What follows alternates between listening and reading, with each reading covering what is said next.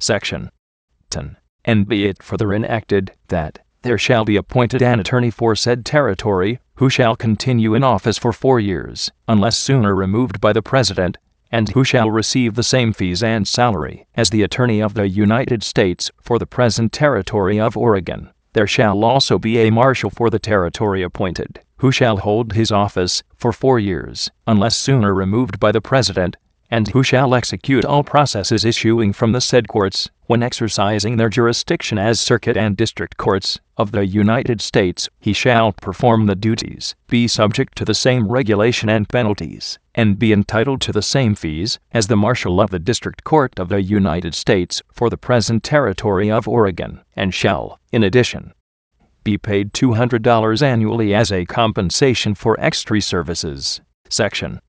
11. And be it further enacted, that the Governor, Secretary, Chief Justice, and Associate Justices, Attorney, and Marshal shall be nominated, and, by and with the advice and consent of the Senate, appointed by the President of the United States. The Governor and Secretary to be appointed as aforesaid shall, before they act as such,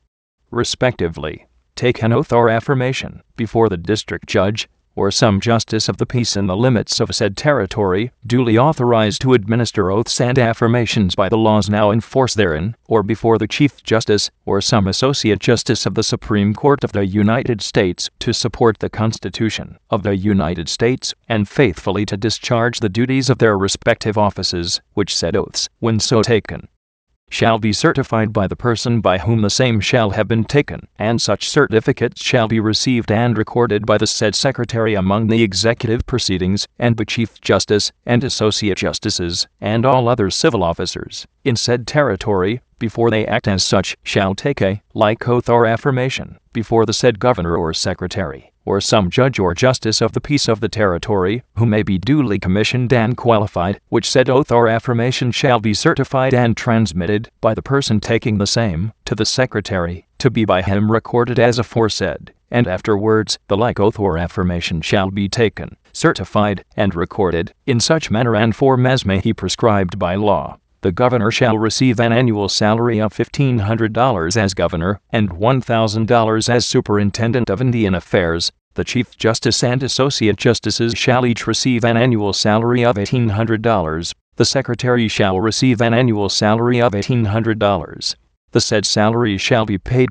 yearly, at the Treasury of the United States. The members of the Legislative Assembly shall be entitled to receive $3 each per day during their attendance at the sessions thereof, and $3 each for 20 miles travel, in going to and returning from the said sessions, estimated according to the nearest usually traveled route. There shall be appropriated annually the sum of $1,000, to be expended by the Governor, to defray the contingent expenses of the territory. There shall also be appropriated, annually, a sufficient sum, to be expended by the Secretary of the Territory, and upon an estimate to be made by the Secretary of the Treasury of the United States, to defray the expenses of the Legislative Assembly, the printing of the laws, and other incidental expenses, and the Secretary of the Territory shall annually account to the Secretary of the Treasury of the United States for the manner in which the aforesaid sum shall have been expended. Section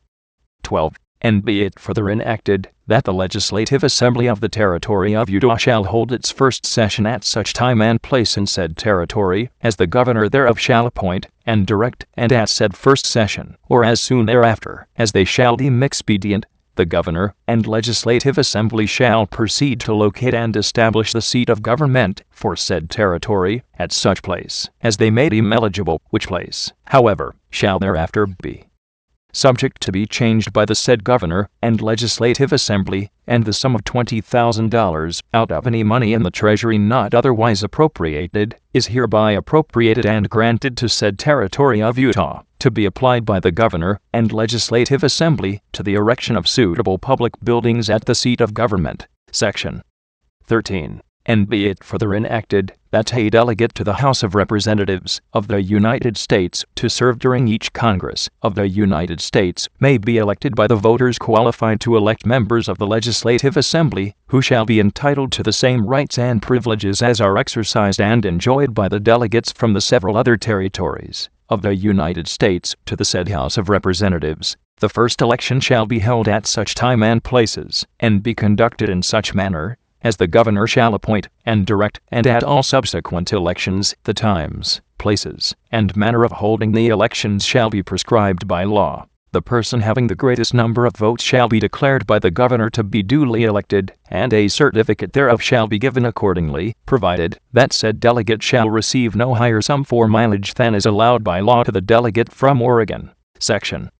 14. And be it further enacted, that the sum, or $5,000 be, and the same is hereby, appropriated out of any moneys, in the Treasury not otherwise appropriated, to be expended by and under the direction of the said Governor of the Territory of Utah, in the purchase of a library, to be kept at the seat of government, for the use of the Governor, Legislative Assembly, Judges of the Supreme Court, Secretary, Marshal, and Attorney of said Territory, and such other persons, and under such regulations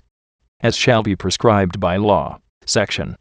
15. And be it further enacted, that, when the lands in the said territory shall be surveyed under the direction of the government of the United States preparatory to bringing the same into market, sections numbered 16 and 36 in each township in said territory shall be, and the same are hereby, reserved for the purpose of being applied to schools in said territory, and in the states and territories hereafter to be erected out of the same. Section 16. And be it further enacted, that temporarily, and until otherwise provided by law, the governor of said territory may define the judicial districts of said territory, and assign the judges who may be appointed for said territory to the several districts, and also appoint the times and places for holding courts in the several counties or subdivisions in each of said judicial districts, by proclamation, to be issued by him, but the Legislative Assembly, at their first or any subsequent session, may organize, alter, or modify such judicial districts,